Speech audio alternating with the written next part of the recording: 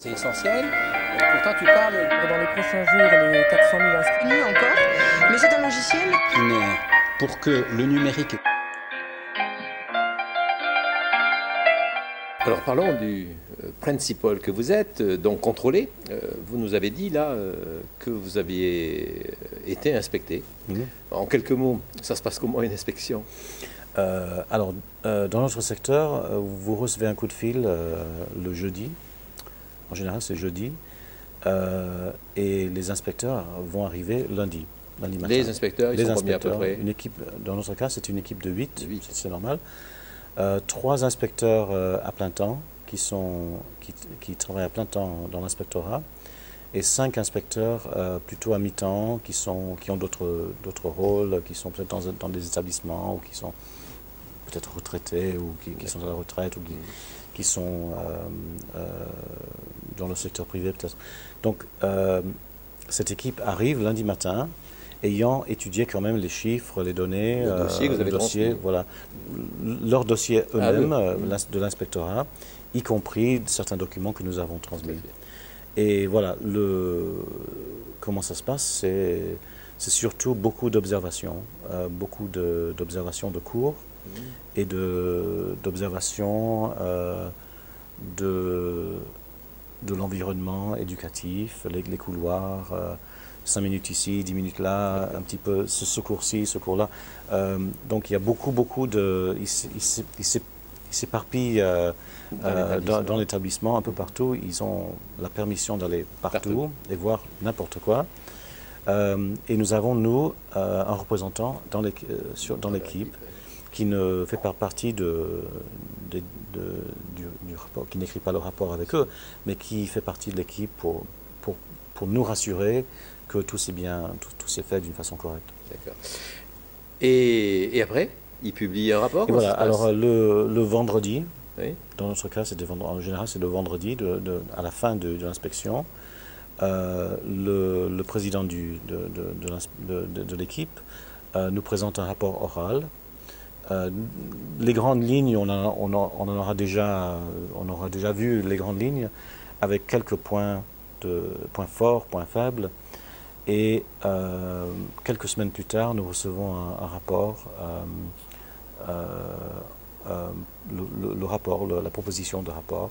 Et une note, voilà, oui, qui nous est donnée en fait le vendredi. Oui.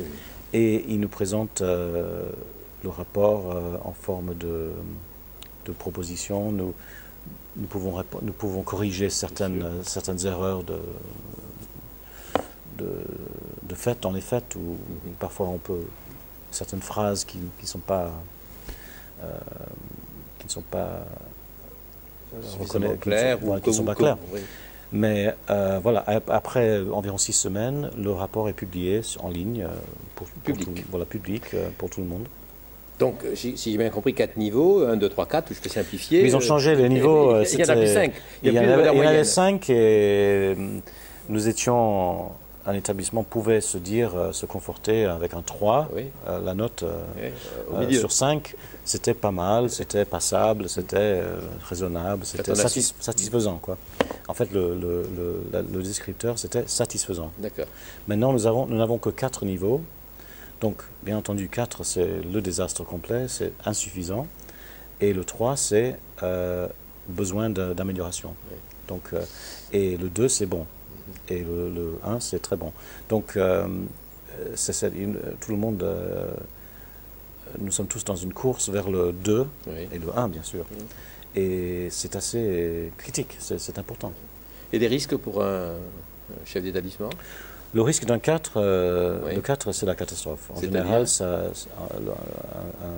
un grade 4, un 4, ça mène généralement ou bien à la démission du proviseur, du chef d'établissement, ou la démission du comité du comité d'administration, ou les deux. Oui.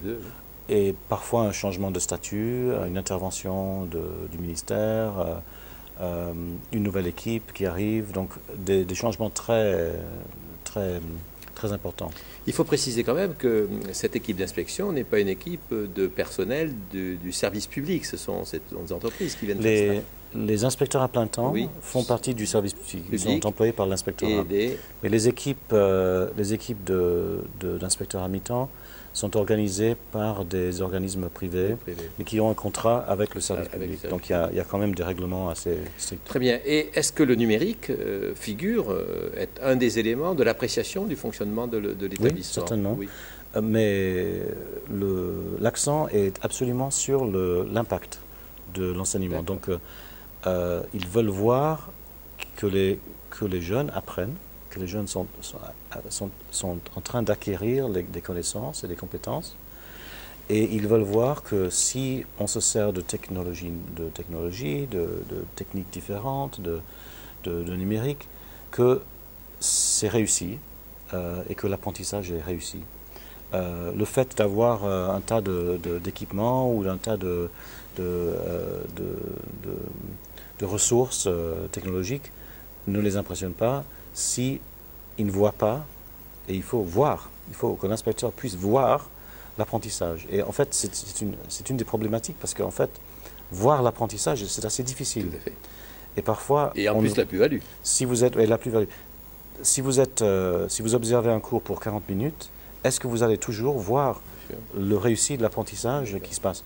Donc c'est un des débats, le fait d'observer des cours. Est-ce que ça vous donne vraiment une image, ça vous donne vraiment la perspective de l'apprentissage et les résultats, bien sûr, il y a aussi les résultats. Je reviens là sur un point, l'horaire moyen des élèves par semaine d'enseignement en face à face pédagogique avec les enseignants. Chez nous, de 17, entre 15 et 18 heures, 19 heures. Beaucoup moins qu'en France. Oui, beaucoup moins qu'en France. Il est très rare qu'un de nos étudiants ait plus de 20 heures de cours. Alors, bon, vous êtes en France, vous parlez très bien français, là, vous venez dans le cadre de ce colloque international. Quel regard vous portez comparativement entre ce qui se fait en France, dans l'appréhension que vous en avez, et ce que vous vivez, vous, dans votre établissement et en Grande-Bretagne? Il y a du bon, il y a du mauvais dans les deux systèmes, mais ce que j'apprécie en France, d'abord, c'est cette passion que les gens ont pour l'éducation nationale.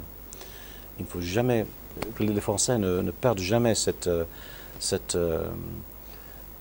confiance et cette passion pour l'éducation nationale. Nous avons un système qui est pour tous.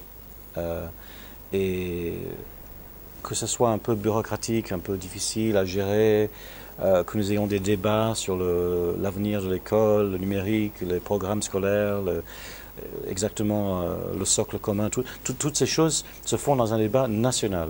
Et en Angleterre, ce n'est pas comme ça. Nous avons vraiment un débat.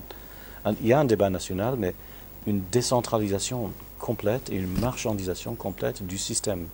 Donc le vécu des élèves et de leurs parents, c'est mon école, mon lycée, mon collège du quartier, ça marche pas, c'est bien, c'est pas bien.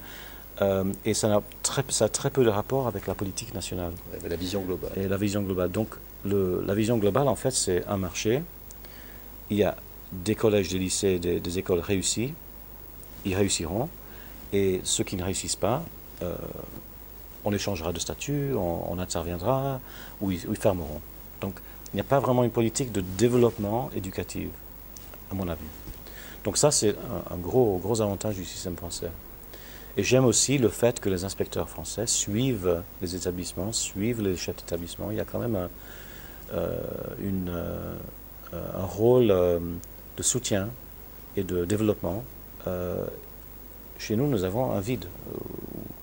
Où il y a l'inspectorat français, nous avons un vide. Et nous créons des organismes, nous créons des réseaux de collaboration, etc. Mon secteur, comme je vous ai dit, nous sommes 93 dans toute l'Angleterre. Nous le soutenons beaucoup, nous avons un réseau de soutien. Les enseignants s'aident entre eux dans les lycées différents. Mais ce n'est pas la même chose qu'un système national, un plan national, une démarche nationale, un élan national pour certaines priorités. Donc ça, c'est la grande différence. Et alors, qu'est-ce qu'on pourrait... J'aime bien l'autonomie. Il faut dire, j'aime bien l'autonomie, mais nous avavons trop d'autonomie. Alors justement, qu'est-ce qu'on pourrait un petit peu importer dans de Grande-Bretagne? Qu'est-ce que vous pourriez nous dire? Parce que là, vous avez dit du bien que vous pensiez du service d'éducation nationale. Qu'est-ce qui pourrait nous manquer que vous pourriez... en parlant avec certains collègues français, je me rends compte que le rattachement des enseignements à leur établissement est peut-être plus faible en France qu'en Angleterre. La plupart des enseignants ne se disent pas « je fais partie de cette équipe, dans cet établissement, j'en suis fier, je fais partie du développement du succès de cet établissement ».